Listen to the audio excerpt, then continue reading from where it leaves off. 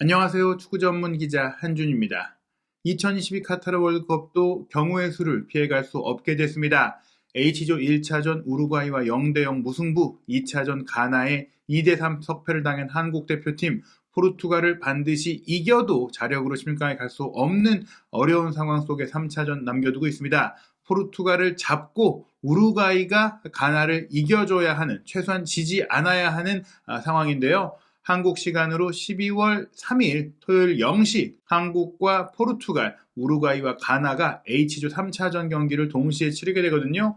경우의 수에 대해서 여러 차례 설명을 드렸지만 포르투갈이 일단 이전 전승으로 16강 진출을 확정을 했고요. 가나가 1승 1패인데 가나가 우루과이를 꺾을 경우 2승 1패가 되기 때문에 한국이 포르투갈을 이긴다고 하더라도 1승 1무 1패로 뒤처지게 됩니다. 그래서 우루과이가 가나를 이기거나 가나와 비겨준 채 한국이 포르투갈을 이길 경우 골득실차를 보게 되는데요. 일단 한국이 이기고 우루과이가 이길 경우 우루과이가 골득실차에서 한국보다 열세이기 때문에 다득점 승리를 해야 돼요. 그러니까 비기는 경우보다는 우루과이가 이기는 경우가 한국에 유리할 수 있다. 이 점을 기억하시면 될 것 같고요. 일단은 포르투갈이 16강 진출을 확정했기 때문에 한국과의 경기는 조금은 여유 있게 치를 수 있다라는 얘기들이 나오고 있죠. 그런 가운데 포르투갈 최고의 스타 그리고 만 37세가 된 호날두가 한국 경기에 쉬지 않겠느냐라는 전망들도 있는데 한국과의 경기에 호날두가 출전할 것이다라는 얘기들이 많이 나오고 있습니다. 특히 2022 카타르 월드컵을 현장에서 취재하고 있고 포르투갈과 우루과이 경기도 직접 취재한 영국의 유력 기자가 한준TV와의 독점 인터뷰를 통해서 포르투갈 대표팀의 상황을 분석하고 소개해주는 얘기를 좀 전해주고 있는데요. 그 얘기 잠시 후에 소개하겠습니다. 우선 포르투갈 대표팀이 우루과이와 경기를 치르고 난 다음 날 훈련 소식이 전해져 왔는데요. 지금 사진에 있는 선수들 대부분이 출전을 하지 않았던 선수들이죠. 주제사 골키퍼, 스트라이커 안드레 실바, 새로 뽑힌 센터백 안토니오 실바, 그리고 미드필더로 울버햄튼에서 뛰고 있는 마테우스 누네스, 그리고 주앙 마리우까지 어떻게 보면은 포르투갈 대표팀에서 새롭게 기회를 노린 선수들이 사진에 등장했고 밝은 표정으로 훈련하고 있는 것은 한국과의 경기에는 이런 선수들에게 기회를 주고 또 이 선수들의 경쟁력을 볼 수 있는 경기가 되지 않겠느냐 생각을 할 수 있겠는데요. 우루과이와 경기에 멀티골을 기록했던 브루노 페르난데스는 하지만 한국과의 경기 본인이 출전하고 싶다는 의지를 드러내기도 했어요. 우루과이와의 경기를 마친 뒤에 인터뷰에서 한국은 조직력이 좋은 팀이다라면서 한국의 경기를 지켜봤다라고 했고요.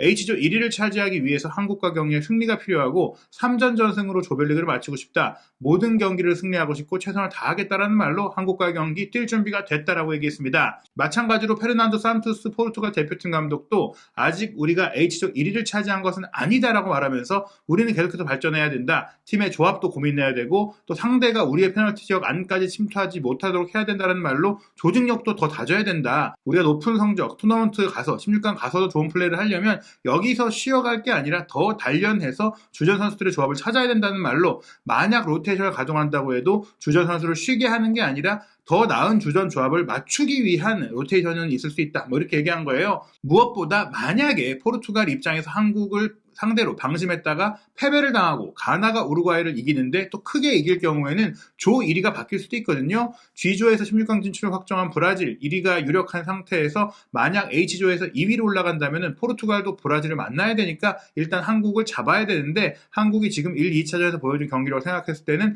대대적인 로테이션을 가동했다가는 이기지 못할 수 있다. 그런 우려들이 있다 보니까 일단은 부상 있는 선수는 검사를 받아봐야겠지만 다음 경기에서는 선수 구성에 큰 변화가 없을 것이다라는 말로 한국전도 1, 2차전에 중용됐던 선수들이 나올 것이다. 이기기 위해서 최선을 다할 것이다. 이렇게 얘기를 했습니다.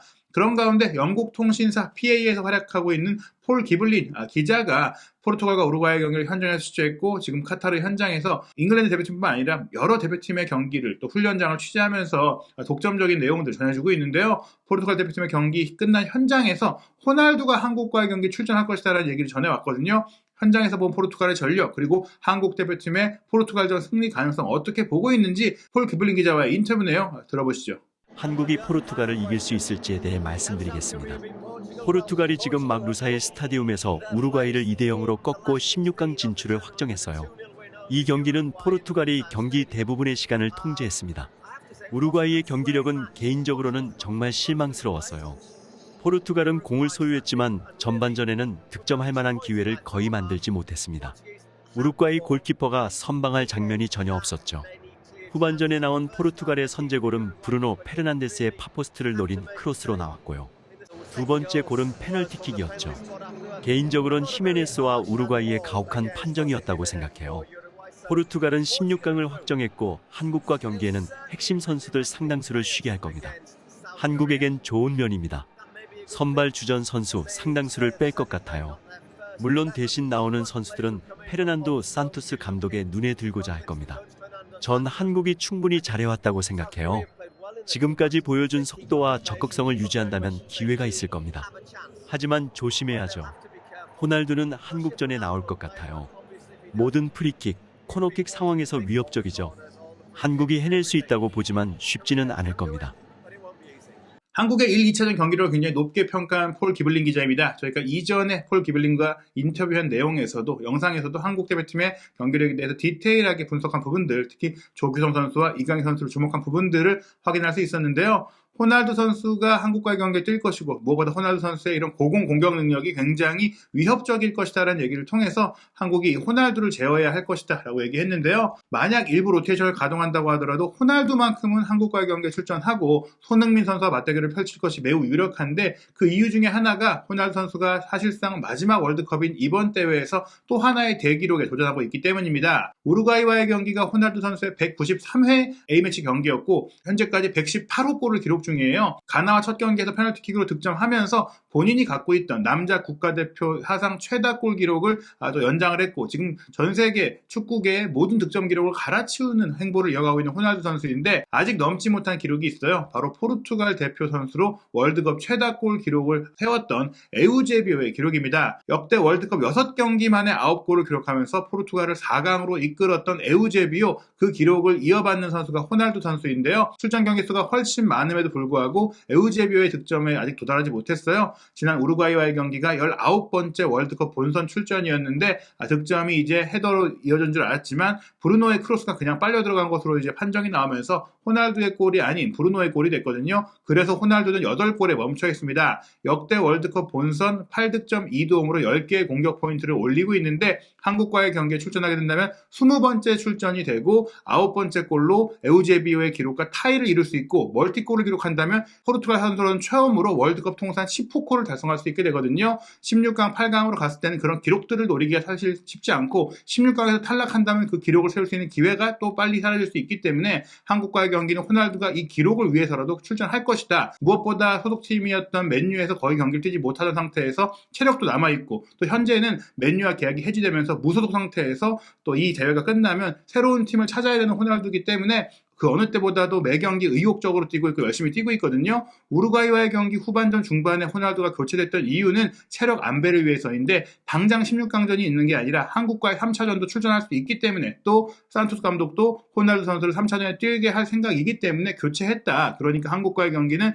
출전 가능성이 매우 높다라고 볼 수 있겠습니다. 하지만 정말 포르투갈이 로테이션 없이 경기를 할지는 지켜봐야 합니다. 무엇보다 많은 유럽 리그 선수들이 굉장히 지친 상태에서 이번 월드컵에 참가했고 그러면서 꽤 많은 선수들이 부상을 겪고 있어요. 수비형 미드필드와 센터백으로 뛸 수 있는 다닐루 페헤이라 선수도 훈련 도중에 갈비뼈 부상으로 한국과의 경기 뛸 수 없게 됐기 때문에 수비 라인은 강제적으로 로테이션이 이루어질 수밖에 없는 상태예요.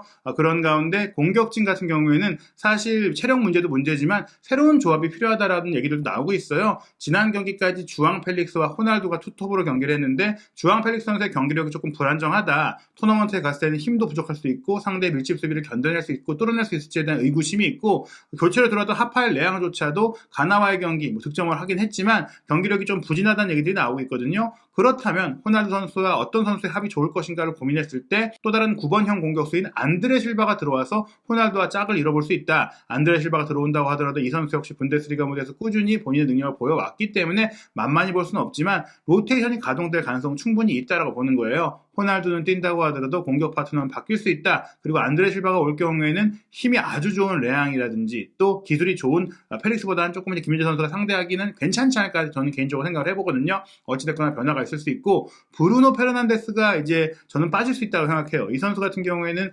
기량적으로는 답주전인데 워낙 많은 활동량을 동시에 가져가고 있는 선수다 보니까 피로 누적의 우려가 분명히 있거든요. 그렇기 때문에 16강을 대비해서 빼줄 선수는 그 선수라고 보고 오히려 베르나르도 실바가 브루노 선수의 공격적인 역할 때문에 조금은 수비적으로 많이 가담을 해주고 있어요. 이 경기는 베르나르도 실바를 브루노의 자리로 올려서 조금은 본인이 공격을 주도하도록 경기를 구성해보면 어떻게 될까, 미드필드 조합을 어떻게 구성해볼까라는 산토스 감독의 좀 새로운 플랜 B를 시험해볼 수 있는 상황이 될 수 있다고 봐요. 이 플랜 B가 선수의 휴식 차원이 아니라 16강을 더 잘 치르기 위한 실험이라고 봐야 될 것 같아요. 또 다른 미드필드 파트너로 그래서 활동력이 좋은 박스투박스인 마테우스 누니에스, 오히려 교체로 들어오면서 좋은 경기력을 보여서 주전으로 도약했던 윌리안 까르발류, 파리 생제르맹에서 좋은 플레이를 보이고 있는 비티냐 같은 선수들이 있기 때문에 새로 들어온 선수들이 한국을 얕보거나 한국이 쉬운 상대여서가 아니라 새로운 조합을 찾기 위해 들어와서 리프레시가 될 수 있다, 이렇게 봐야 될 것 같고요. 포백 라인에서는 오른쪽에 달로 선수를 한번 써보지 않을까. 칸셀로 선수와 달로 선수, 분명히 뭐 공격력에 있어서는 칸셀로가 우위지만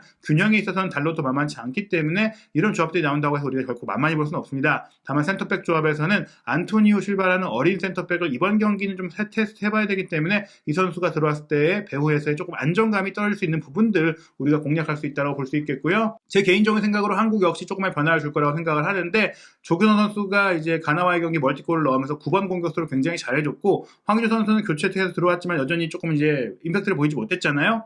그래서 공격 라인은 조규성, 손흥민이 유지되고, 이재성 선수가 몸 상태 때문에 가나와의 경기를 뛰지 못한 것 같은데 푹 쉬고 이번 경기는 오른쪽 측면으로 이제 배치될 것 같아요. 우루과이와의 경기에서는 공미 자리에 있었지만 오른쪽으로 이동하고 이강인 선수를 전격 선발 출전시켜서 플레이메이커 자리를 두는, 이강인 선수가 손흥민 선수에게 스루 패스도 주고 조규성 선수에게 크로스 패스도 찔러주는 그런 플레이를 펼쳐주면서 이제 황인범, 정우영 선수가 뒤를 커버하는 그런 상황이 되지 않을까 싶고요. 포백 라인은 김진수, 김영권, 김민재, 김문환으로 구성될 것 같고, 골문은 김승규 선수가 지킬 것 같습니다. 물론 경기 전까지 선수들의 몸 상태도 살펴봐야 되고, 황희찬 선수가 몸 상태를 회복해서 조커로라도 이번 경기 출전할 수 있다는 가능성이 제기되고 있거든요. 하지만 나상호 선수도 뭐 지난 두 경기 모두 잘해줬고, 뭐 여러 다른 지금까지 활약을 했던 선수들이 많이 있기 때문에 벤투 감독 굉장히 많은 고민을 하고 있을 것 같은데요. 제 개인적인 생각으로는 한국이 이강인 선수라는 창의적인 선수를 처음부터 쓸 것이다. 포르투갈은 16강에 대비한 새로운 좀 카드를 활용해 볼 것이다 라고 생각이 됩니다. 물론 훈련이 진행되면서 선수들의 몸 상태 문제도 살펴봐야 될 것 같은데요. 한국 대표팀과 포르투갈 대표팀 현지에서 어떻게 또 경기를 준비하고 있는지 소식이 들어오는 대로 여러분들께 최신 상황 짚어드리고 또 소개해드리도록 하겠습니다. 한준TV 구독, 좋아요, 알림 설정을 통해서 새롭게 나온 콘텐츠 놓치지 않으시기 바랍니다.